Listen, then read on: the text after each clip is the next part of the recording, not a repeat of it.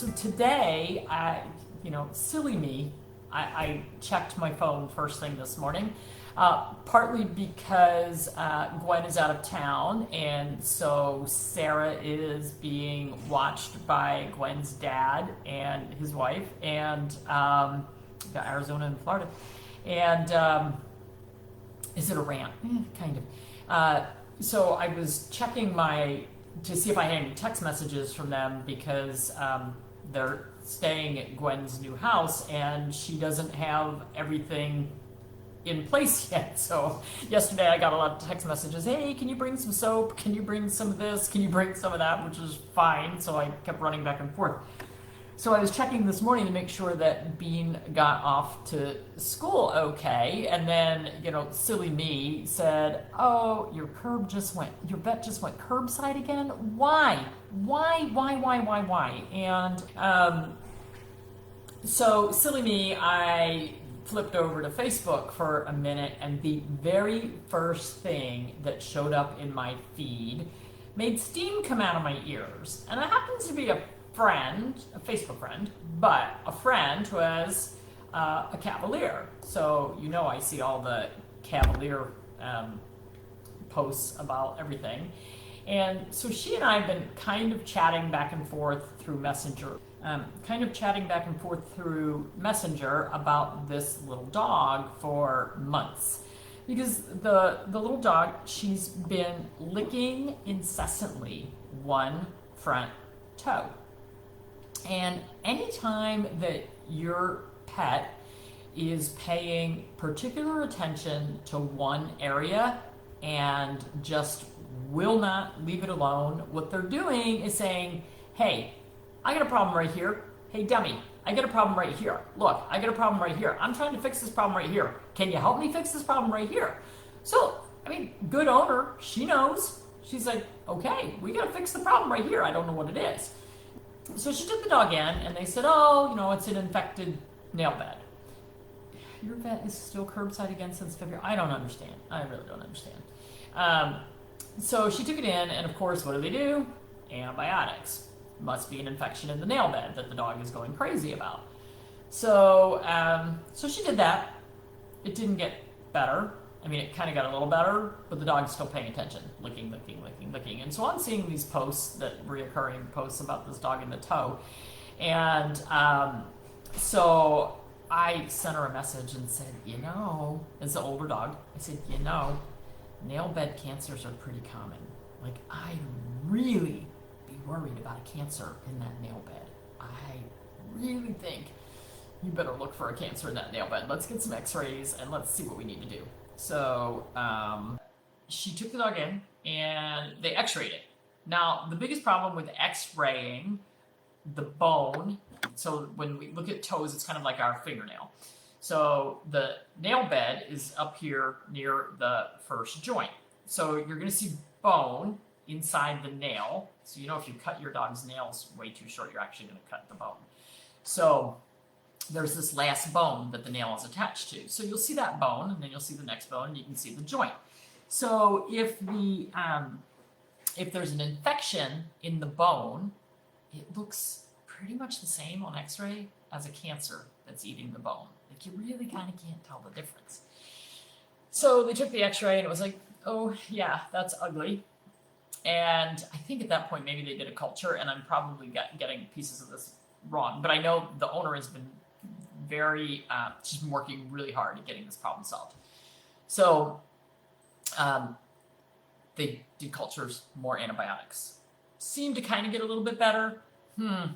Dog is still licking the toe. So this poor dog, she's living with a boot on her foot and an e-collar so that she can't chew on her foot. Now, just imagine, you've got the worst case of poison ivy in the world, and then you get, the baby mittens put on your hands so you can't scratch, and then, you get a collar so you can't move.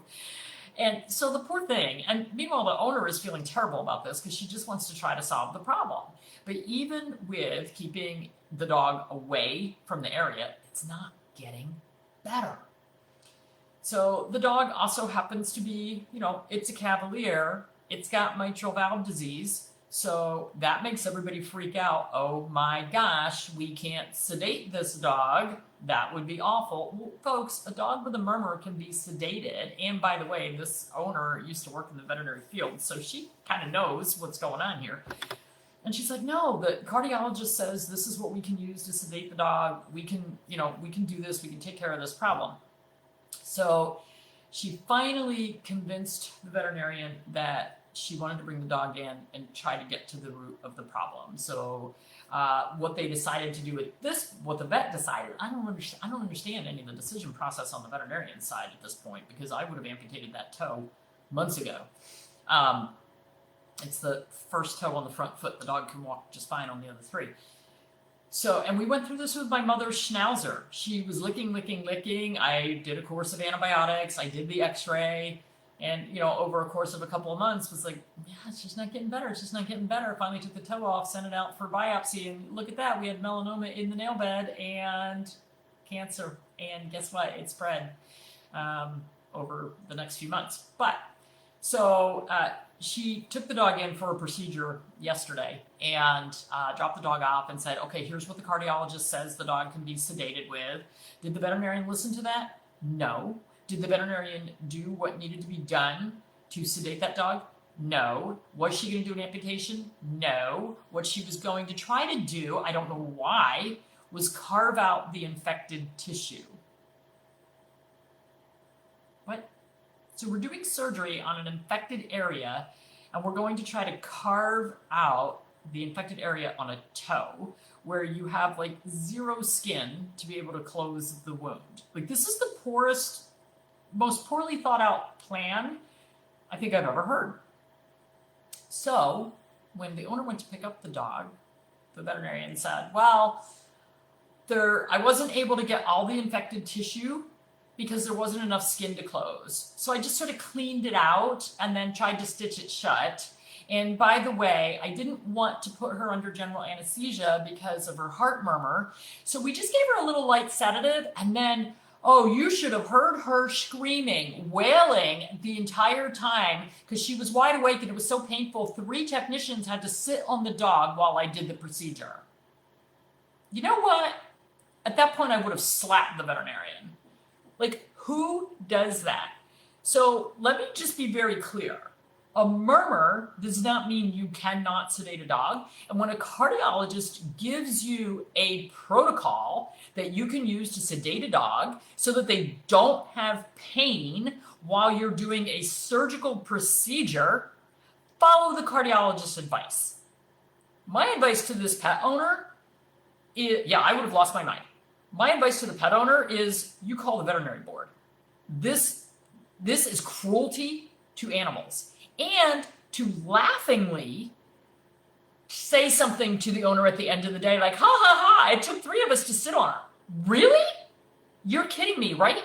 So guess what's worse for the dog? We could have used sedation that was appropriate for a dog with whatever stage of heart disease she has. Or we could use no sedation, inflict pain, have the dog screaming, her blood pressure through the roof, and, just waiting to drop over dead from her heart rupturing. I mean, crazy. So the owner said, well, she's kind of a young doctor. Well, you know what? Then they're not training them right in school. Like, yeah, you're right. This is a rant. Like, this is not what we should be doing in our profession. There's this little thing in our oath that says, above all else, do no harm. That's what doctors have to say, and that's what veterinarians have to say. Like, we're not going to inflict harm. We're not going to inflict pain.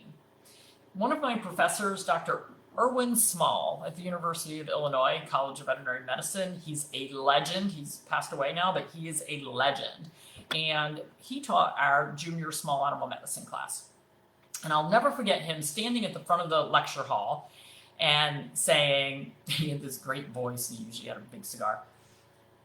And one of the things that he said is, always consider what your patient is going through. And every one of you should have to go through every procedure that your patient has to go through so that you understand what is done. And so he said, I had to have a urinary catheter placed. I will always feels so bad every time I have to place a urinary catheter because I've had it done. And you know what? I had a colonoscopy and an upper GI scope done while I was wide awake because I had a cruel doctor. I will never do that again, and I would never inflict that on one of my patients because I know how horrible that is. So would any of us sit there wide awake with no anesthesia, no lidocaine, no nerve block, and allow somebody to carve on one of our toes or fingers? I think not. So, and the owner is devastated. She said, I never would have allowed that. So she's looking for a specialist now. And I asked her if I could tell this story. So I'm not telling things without permission. I asked her if I could tell this story, and she said, yes, please do, because people need to learn, and veterinarians need to learn. And again, I'm just going to keep saying what I say all the time, which is be your pet's advocate. Stand up for what is right. Stand up for what you believe in. Do not accept this kind of treatment. It is cruel and inhumane, and we should not put up with it. So, Sunday night, I haven't found, maybe I did find the interview. Sunday night, I did an interview with on Joey's Legacy. And Joey's Legacy is a Facebook page about veterinary malpractice. And I had to I was part of it before, and I had to walk away from it because, and we talked about it a little bit in the interview. There was a lawyer on as well. Talked about it a little bit in the interview. There is definitely bad medicine that goes on in the human field, in the veterinary field, in the dental field. I mean, there are some people that just should not have the jobs that they have because they don't have any compassion or clue or something. I don't know.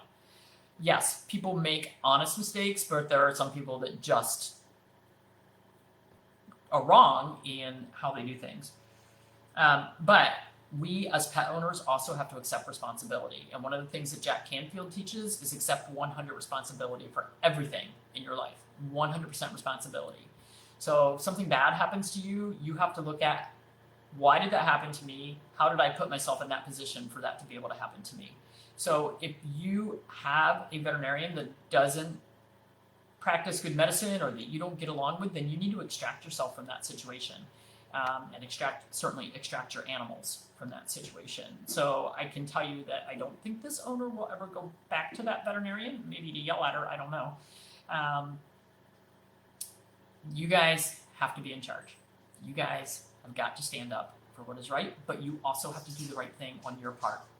So one of the things in Joey's Legacy that was upsetting to me is people wanted to blame the veterinarian if they had a bad outcome with something with their pet, but when I look at the records, the veterinarian says, wow, this animal's really sick. I recommend that we do an abdominal ultrasound, that we do some lab work, that we get some diagnostics, and the owner declines it. If you decline the diagnostics for whatever reason, and I get it, sometimes finances really come into play, but if you decline the diagnostics and then there's a bad outcome, it's not 100% the veterinarian's fault. You've got to accept responsibility for that as well. So there are two sides to the story, and there's something that's the right answer, which we all know that there's two sides to every story, and then there's actually what really happened. But just really be your pet's advocate, educate yourselves, understand what the lab work means, understand when to question the lab work. That's why we made the lab course.